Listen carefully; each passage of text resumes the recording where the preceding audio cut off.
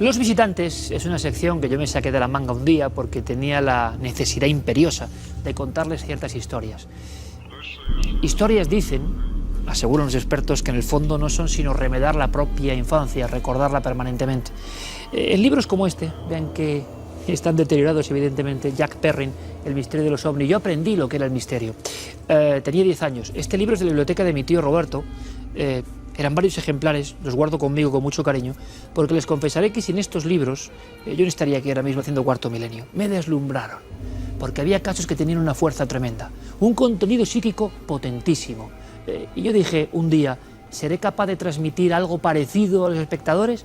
No lo sé, pero desde luego con casos como que voy a contar, puede que haya un principio de todo eso. La fascinación del encuentro con, decían en este viejo libro, ufonautas, humanoides, apariciones, alucinaciones, no lo sé, pero desde luego los casos yo no he podido olvidarlos. Por ejemplo, el que ocurrió el 7 de enero de 1974 en las inmediaciones de Warneton, en la frontera franco-belga. Imaginamos un Citroën 8 caminando lentamente, porque había llovido, había casi peligro de aquaplaning, una lluvia fina pero constante, propia de esa zona. El testigo, un hombre respetabilísimo, de solvencia total, considerado por los investigadores de la policía como alguien que no podía mentir, no tenía ninguna idea de lo que eran los ovnis, los humanoides o lo enigmático. Él se dirigía a su trabajo y de pronto, ya oscurecido, cerca de las 9 de la noche, contempla algo que le sorprende, una especie de pequeña luminaria a un lado de la carretera.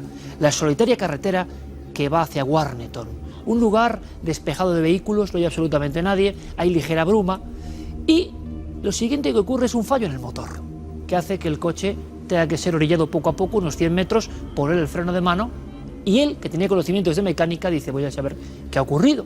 Porque, curiosamente, y se percató cuando abría la puerta del conductor, la radio, que había empezado a dar interferencias unos kilómetros antes, se había apagado por completo también. Había hecho unos sonidos, una especie de extractores, y se había apagado. ¿Qué estaba pasando? De pronto un zumbido, pero el zumbido estaba en el exterior.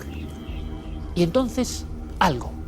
Una figura que él en un principio identificó como un carro de heno, le pareció en un vistazo entre la bruma. Poco después, afinando la mirada, en esa soledad de Warneton, ese día del año 74, el testigo contempla algo que más bien parece un gigantesco hongo o un balón de rugby, sostenido por algo, quizá unas patas, de gran tamaño y que está encima de una loma. Imaginamos, cualquiera de nosotros lo haría, la petrificación de este testigo. Se queda casi sin salir, sin poder llegar al motor, cogiendo la manija de su puerta y casi helado, diciendo, ¿qué es esto? Acto seguido, y por la parte derecha, contempla la presencia de dos seres que no había identificado en un principio, y eso le asusta. En toda la escena había dos individuos parecidos a dos autoestopistas que, rígidos como maniquís, le miraban. Nunca podrá olvidarlo porque pudo detenerse en la cara de uno de ellos.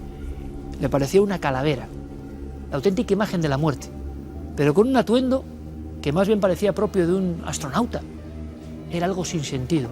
Los dos individuos, de no mucha altura, no llegaban al 1,40 m, estaban observándole fijamente y habían comenzado a caminar en dirección al coche.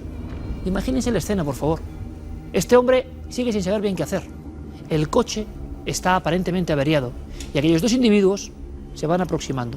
Él se fija y contempla especialmente a uno de ellos. Es como si el ufonauta, el visitante, llamase especialmente su atención, lo hipnotizase. Los ojos eran prácticamente cuencas vacías. La boca, una línea, sin dientes ni lengua, porque pudo verla en cierto momento abriéndose. El aspecto de la cabeza de pera invertida.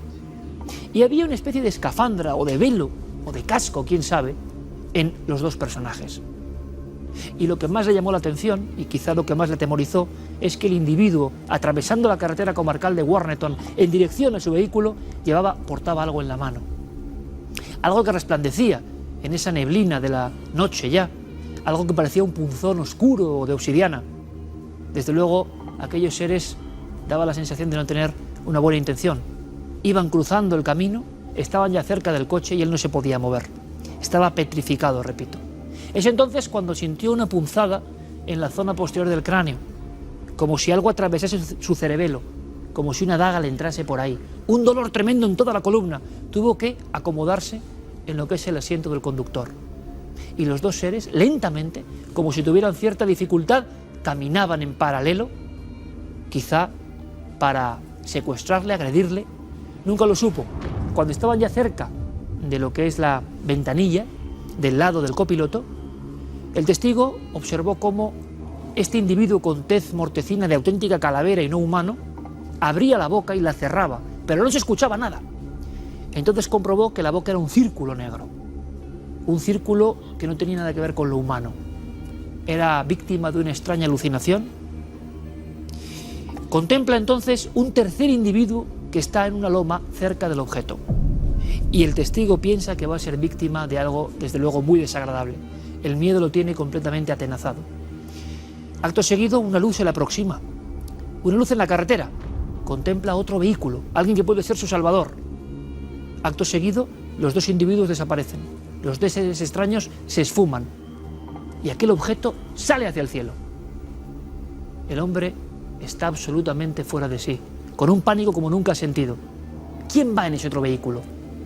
Se le pone en paralelo. Nuestro testigo vuelve a tener miedo porque no sabe si es alguien más de esta trama demoníaca que se está apoderando del entorno. Pero no, es un hombre muy asustado que sale del coche y le intenta ayudar. La pregunta es, ¿los ha visto? ¿Le han hecho daño? Ese testigo, ese otro hombre que circulaba con un Renault 6, también había contemplado la escena, pero había frenado unos 200 metros antes y había sido testigo desde otra posición privilegiada del extraño incidente de Warneton. No volvieron los dolores, no volvió la punzada en el cerebelo y sobre todo no volvieron los extraños seres. Imaginamos el encuentro y comprenderán por qué yo cuando leía estas cosas no podía dormir después. Warneton, Bélgica, enero 1974, dos extraños autoestopistas que aguardaban en mitad de la niebla.